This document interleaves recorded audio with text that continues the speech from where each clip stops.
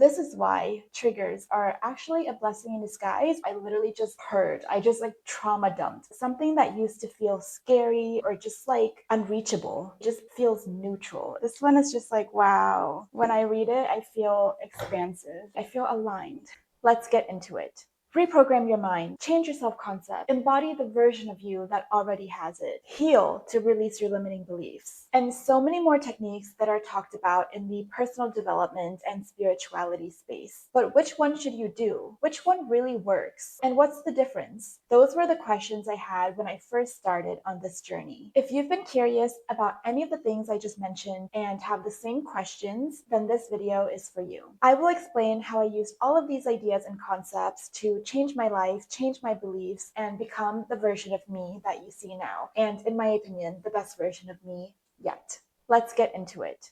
When I first got started with this, I researched everything from psychology and therapy concepts and methods to Neville Goddard's law of assumption to Dr. Joe Dispenza's meditations and his teachings to super woo-woo things like hypnosis and energy healing. What everything came down to is, what is your identity? Or specifically, what are you so attached to that it becomes your identity? When we are so attached to something, we internalize it, and then we use that as a filter to see the world. It becomes our dominant belief about the world, and then it becomes our subconscious belief about the world. Many of these subconscious beliefs become cemented in our minds during childhood, especially between 0 to 7, because at that age, we live in the theta brainwave state, which is the brainwave state that we go into during hypnosis. It's a more flexible and suggestive state. It is just a state where our minds are more open to different ideas. This is why a safe, healthy, and stable home and family environment is so necessary and so vital to child development, which is another topic that I'm super passionate about, but that is just another video entirely. Some beliefs are actually healthy and help you to succeed in the world. But some subconscious beliefs may not be healthy and may limit or hinder your ability to have healthy, successful relationships with money, with love, and especially with yourself. So these type of beliefs that kind of are more negative and like hinder you, we typically just call them limiting beliefs. How do we stop? And how do we even know what beliefs we're operating from if they're subconscious? If you're wondering this is great. This is step one. Just realizing that something is not working and something needs to change is the beginning of awareness. For example, I spent some of my teens and pretty much all of my 20s dating different people, but the lessons were the same. Just different faces, different cities, different countries, different sceneries, different points in my life. So until the ripe old age of 29, I realized the common denominator was me. And maybe there's something about me that was causing or creating all of this. So I researched and started organizing my thoughts. I started going to therapy again to unpack all these patterns and what was causing them. Also, I've been going to different therapists at various points in my life. The first time was a psychologist when I was 19, a therapist when I was 26, and another therapist when I was 29, and I did EMDR therapy with her, and then a psychologist when I was 31. So I knew the importance of therapy and how it would help me, but I just felt that it took a long time to make breakthroughs. And I felt that I could barely get anywhere or unpack all of the things I wanted to unpack within the 1 hour time slot that I only had like once a week or a few times a month, and it was very expensive. So I kind of just took everything into my own hands because I wanted things to change and I wanted to do it quickly. I started reflecting more with the intention of really uncovering all of these subconscious beliefs, where they were coming from, and are they even mine to begin with. I did this through just reflecting, through journaling, through meditation. And then, because I was doing this and thinking about all this, like random thoughts and random memories would just start popping up throughout the day for me to understand and for me to connect the dots going backwards. So breaking this down a little bit deeper, I was reflecting by first pinpointing what I didn't like.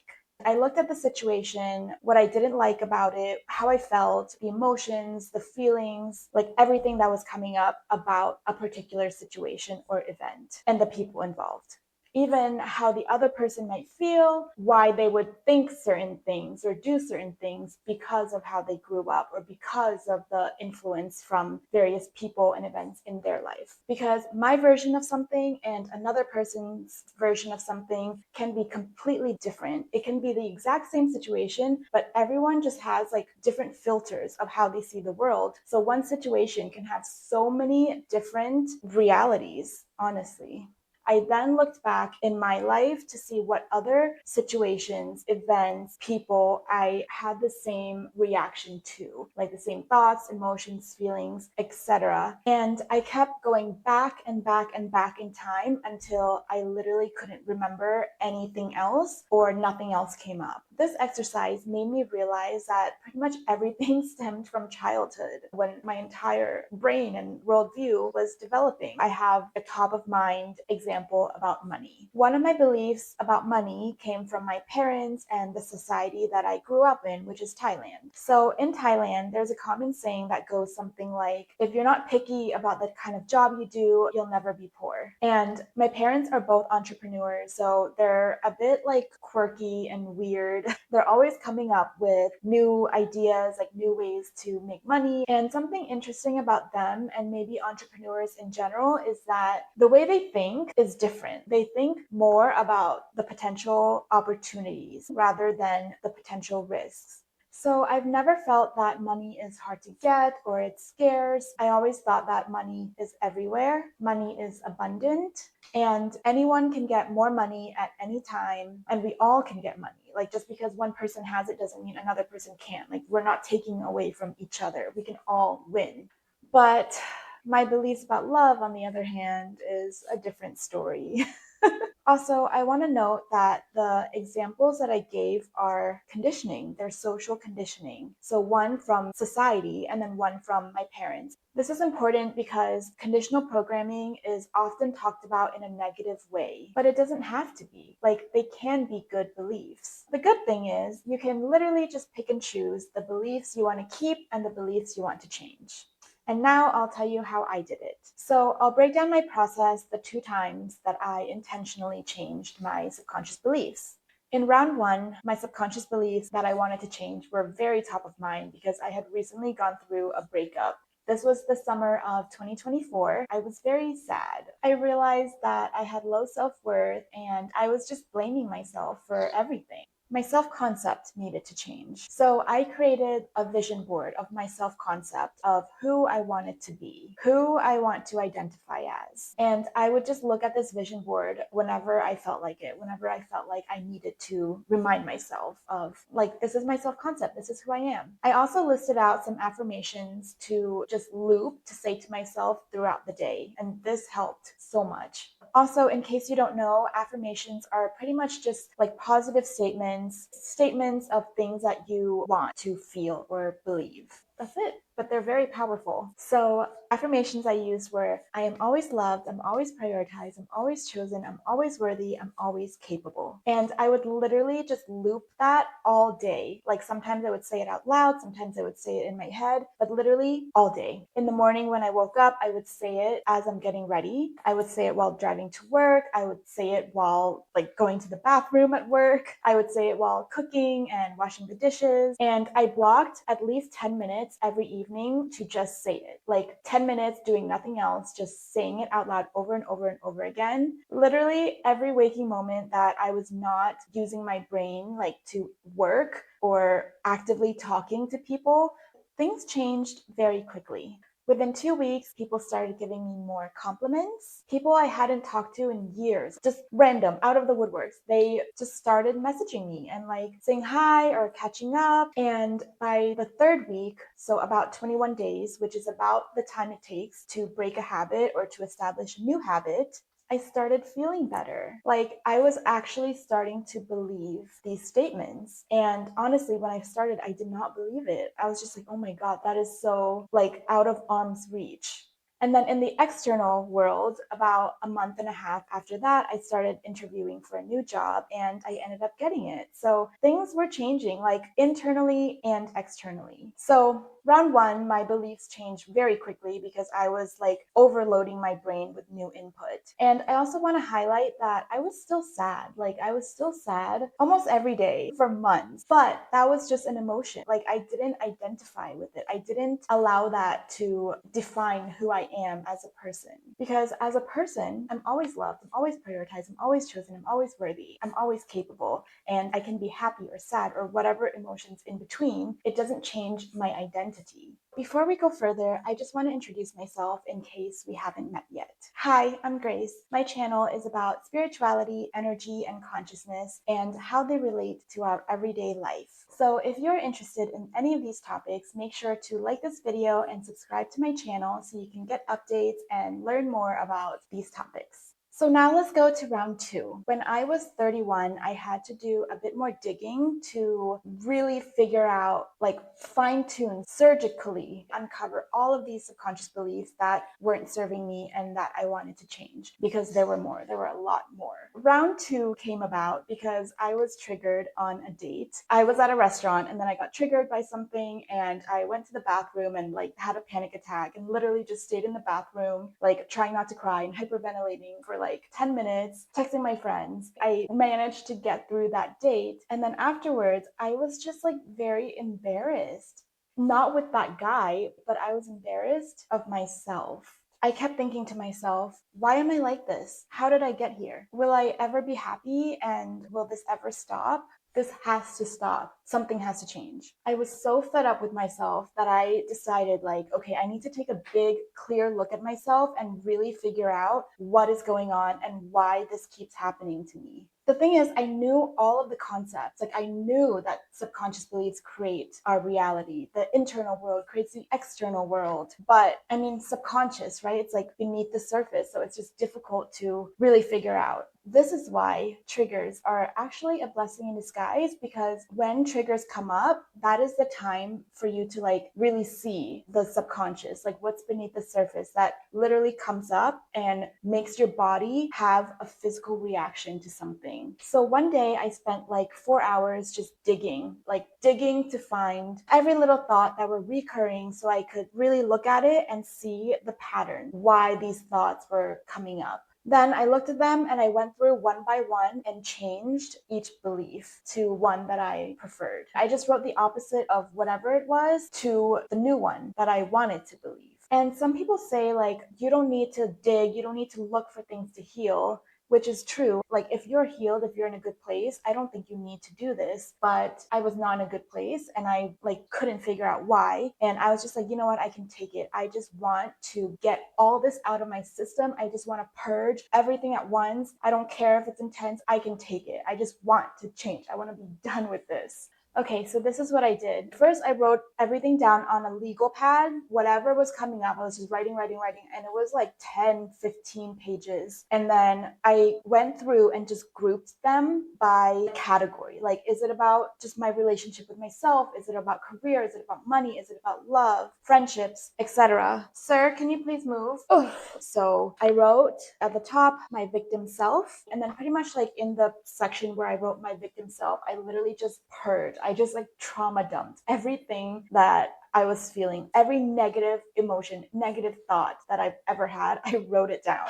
And for the subconscious beliefs part, I wrote like my old beliefs at the top, and then by category, I just wrote down everything. Let me see which ones maybe I can share. This is sad. Okay, these are my old beliefs. I'm too difficult to be loved. I'm too sensitive and emotional to be loved. I am broken. I need defense mechanisms to protect me. My walls will keep me safe. My anxiety tells me the truth. My intuition and my anxiety are the same. This was more about myself. And let's go into maybe relationships. Oh, this is sad. Okay. My old beliefs were things like, it's embarrassing to be vulnerable. I sabotage my relationships. I'm not worthy without validation and reassurance. Loneliness is the theme of my life. Anyway, that was sad. I don't want to go through that anymore. Okay, so let's go into the happier parts. And then I also want to show that I have two different notebooks. So like one is for all the negative things. I don't want to mix my negatives, if I want to vent, if I want to rant, if I want to be angry, if I want to be scared, vulnerable, whatever, anything that I'm feeling at the time, but I don't want to keep, in my energy, in my field or whatever, I put it in one notebook. And then this one is more about what's going on with my life, things that I've downloaded, things that I'm like realizing, things that I've learned, the things I'm manifesting, stuff like that. So in this one, I went through and wrote like the opposite. So here I wrote, I am a new woman, or rather, I am remembering who I really am. Then I wrote, these are my new beliefs. I am easy to love. I am lovable. I am always loved. My sensitivity and emotionality are lovable. Love is the theme of my life. So good. Oh, this one. I feel safe to be vulnerable. It is brave to be vulnerable. It is safe to express myself. I resolve conflicts in relationships healthily and maturely. So, yeah, I mean, there was a lot, but this one is good. This one is just like, wow. When I read it, I feel expansive. I feel aligned. I'm so glad that I went through